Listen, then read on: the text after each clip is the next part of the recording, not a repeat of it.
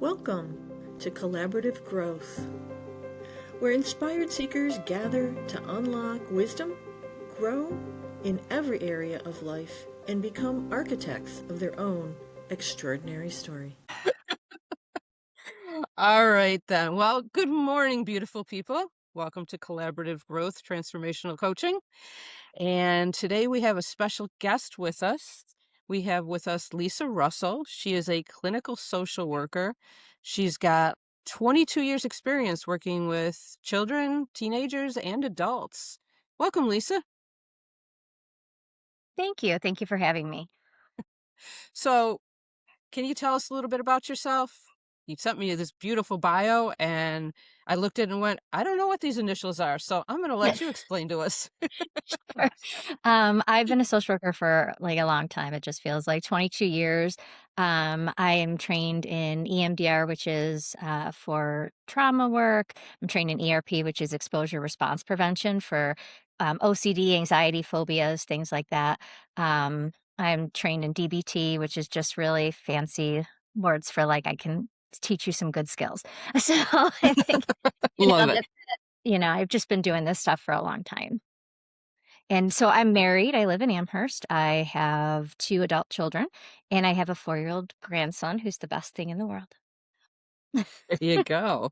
They are wonderful. Um, what inspired you originally to get into working with children and working with mental health? I know you worked in the school system for quite a while. I did. I worked in schools for 17 years. I was at an elementary and a high school for a while, a couple days at the elementary and then 3 days at the high school. And then for the past, I would say 10 years, I was at the high school only. And I just found that like it was tough to find people that would um, work with kids outside of the school setting that really had experience with anxiety or with OCD. And so I kind of made it my mission to learn as much as I can about that and to leave the school to try to help people in the community and help families. So, but originally I really wanted to work with kids. I always say, like, I think I was born to be a mother. Like, I'm super nurturing and just like I can't ever shut it off. I just want to take care of everyone. So, yeah, that's kind of why I got into working with kids. We've seen a lot of changes in society over the last few years.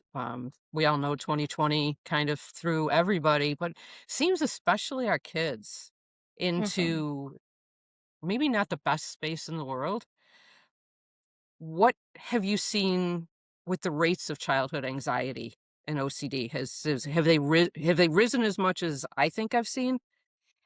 Yeah, I read a study recently. It definitely is going up a lot. The rates of childhood anxiety.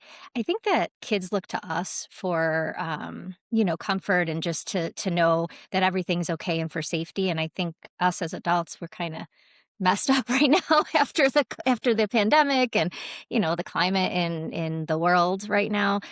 So I think that kids don't have you know, much to go on and a lot of people to give them good resources. And so I think that a lot of times they want to just kind of have someone save them from the pain of having anxiety or having a feeling that's uncomfortable. Huh, interesting. Are What there what do you any Oh, Go ahead, sorry. Christine.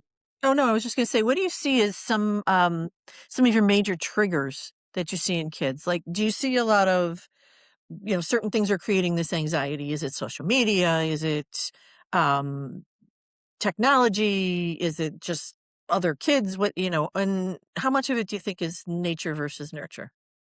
So I think that everything that you said, I think that social media doesn't allow kids to really use their problem solving skills.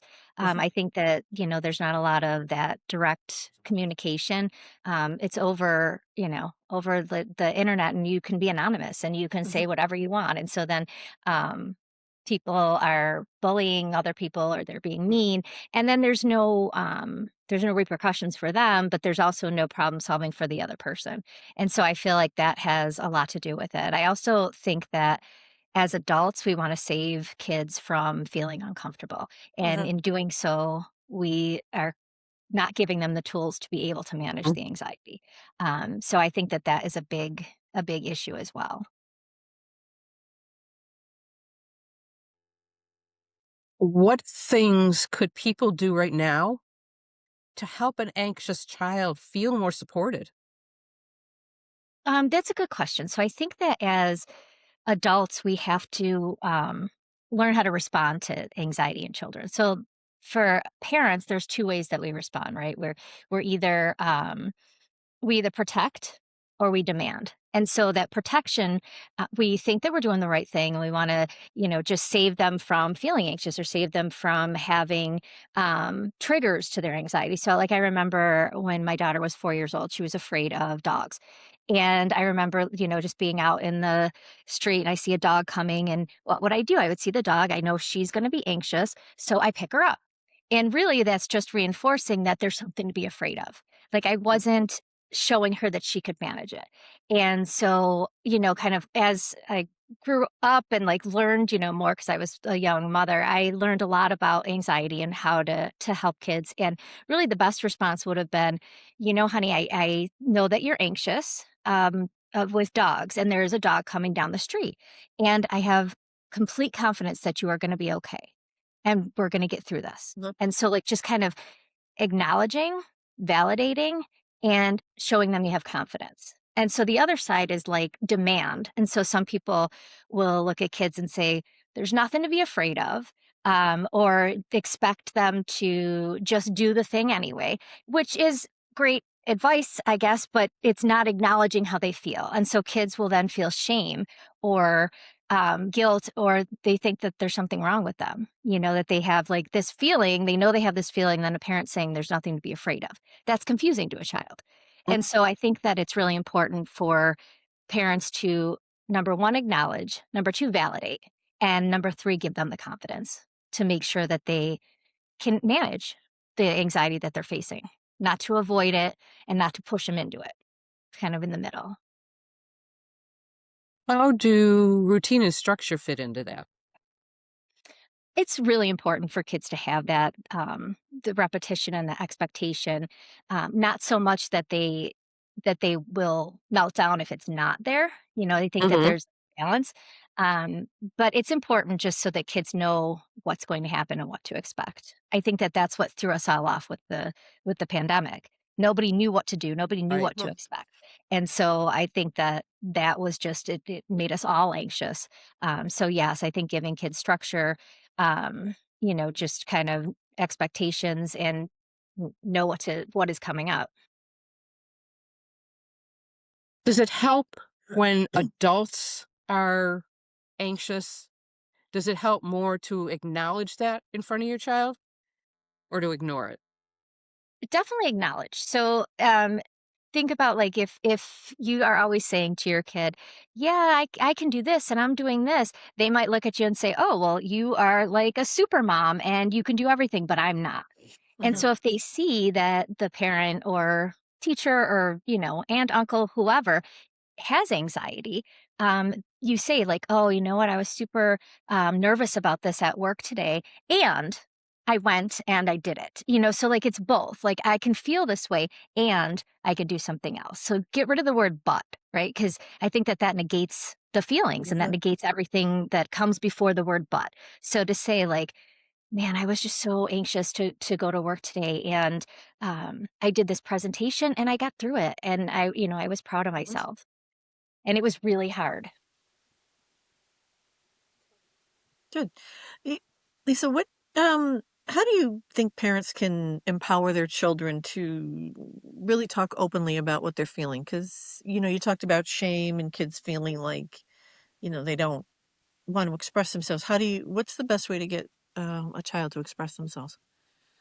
I think that acceptance is really important, Mhm. that you accept what they are saying that they're feeling, and not try to change it or not try to say, well, you should be feeling this way or that way. I see adults now that are still, they don't believe their own feelings because they were told so many times as children that you shouldn't feel this way in this situation. Or, well, I feel angry. Why are you sad? And just kind of not trusting themselves. So I think that just giving them the ability to be themselves and to express how they feel and to accept it. And so you don't have to agree with it. And Well, validation never means that you are agreeing with somebody else. It means that you right. understand where they're coming from. It's I hear you. I hear that you're anxious. It makes sense because you've been afraid of dogs for a long time, and I believe in you. You know, like those are the things that you can do. Just empower, which is why my practice is called Empowering Hearts, because that's what I want to do. I want to empower people. I want to empower children and the people I work with to be able to manage things on their own and to be themselves. Nice, nice. So I am going to ask you to walk us through some simple examples of how we can help. But before I do that, I want to ask you, when is it time for a parent to seek some professional help, and how do we go about doing that? So I think that when things start getting in the way of daily functioning, right? So Okay. when a child is having meltdowns and not wanting to go to school and it's a fight every day, or when a child is getting consistent stomach aches or headaches that aren't related to another, physical ailment, or they're visiting the school nurse quite often, crying. So like different things like that, or like avoiding even playing with friends or talking to family members. So when it gets in the way of typical functioning, that's when Mhm. you wanna seek help. And, learn how to respond, like I said before, respond to the anxiety. And so, I mean, I think it's important, with the insurances. I mean, Mhm. I'm gonna say that, like, it's a lot of times it's, contact your insurance company, see who, accepts your insurance, and then, look for the pediatricians can give you, some referrals. You can, ask friends, and that's kinda how you get to be with somebody. And always remember too that you don't have to stay with somebody. So if you find someone and you're seeing them for counseling and you're like, you know what, this isn't a match. It's important because you are the one that needs support. And Sure. so it doesn't matter for us as therapists, we're going to be okay. Like if you if I'm not, meshing with you, I want you to see somebody who is so that you can feel confident and comfortable so you can be empowered. So just remember that as people and as parents, you don't have to stay with somebody just because you started with them. Good to know. So let me ask you, can you walk us through then some simple calming exercises that parents can do with their kids? Breathing, mindfulness, something that gives you a quick win. What do you recommend? Sure. So I love 5, 4, 3, 2, 1 is what I call it. So it's using all of our senses. So will have a kid if they're, especially if they're panicky or if they're like thinking about the future or the past, and that's really what Mhm, anxiety is, right? It's not being in the present. mhm, So looking around and naming 5 things you can see. And it was funny when my son was younger. He has significant OCD. I would try to do this, and he would say, "I see that, that, that, and that," and I was like, "Slow down. You have to say what you see."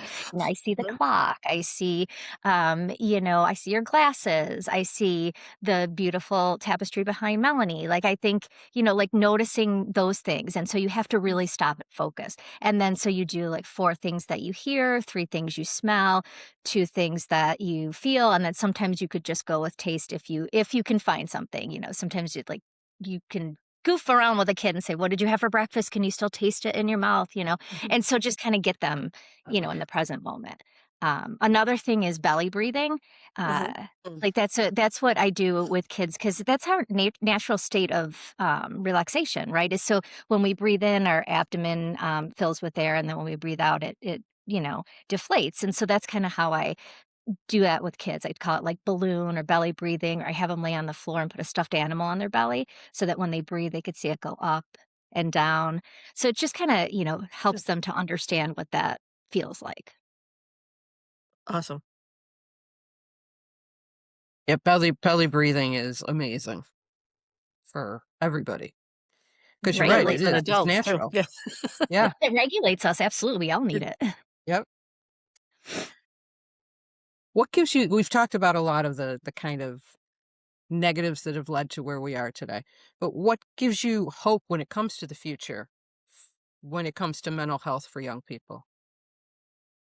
I think the normalization of seeking support. I think that we have to just take away that stigma, and I do think, the pandemic did help with that, like, they think that a lot of people are like, "You can reach out, you can get support, everybody's struggling, it's okay to see somebody." So, I think that that is the future is to really, destigmatize mental health and getting, support for your mental health. there anything that we haven't touched on that you'd like to bring up? Yeah, I want everybody to know that anxiety is not dangerous. Anxiety is not going to ruin somebody's life forever. Anxiety is a feeling, and we all have to feel it, and we all have to experience it in order to learn how to manage it. So it's just something like you just need to face it straight on and get through it, and we don't have to worry it's not going to kill us. And that's what we want to remember for our kids, that they can be uncomfortable Mhm. Mhm. and they can be anxious and they can be okay. That pertains to adults as well as it does to kids. Very It true. does. Very Cr true. Yep, write Christina that down. Christina's the one that says to me, "You can do this, now go." Mhm, mhm. Now go do that. Now write that down. Yeah. I believe in you. That's great. I'm a stealing the 5, 4, 3, 2, 1 for myself. I It's like that. super I like that. helpful. That's And a good I nobody one. like knows Yeah. that. you're doing it, right? You can do it Right. and not have Mhm. nobody can even notice that you do, just kind of look around and you have your senses with you all the time. So Yeah, Perfect. love that. Perfect. Great. Christine, anything else you'd Um, like to bring up? no, I think we're great. Lisa, thank you so much for being with us this morning. We really, really appreciate it. If anything that you heard on this podcast this morning resonates with you or makes you think of someone else who might benefit from listening to the show, please share. You know how to find us on all the socials. Lisa's information will be placed at the end of this podcast. So if you want to reach out to her, you're more than welcome to do so. She's happy to chat with you. And so subscribe, share, all the things. You know, we love to hear from you. So please send us messages. We love that as well. And as always, keep dwelling in your limitless possibilities, and we will see you soon. Bye for Thank you, now. Lisa. Bye, Al.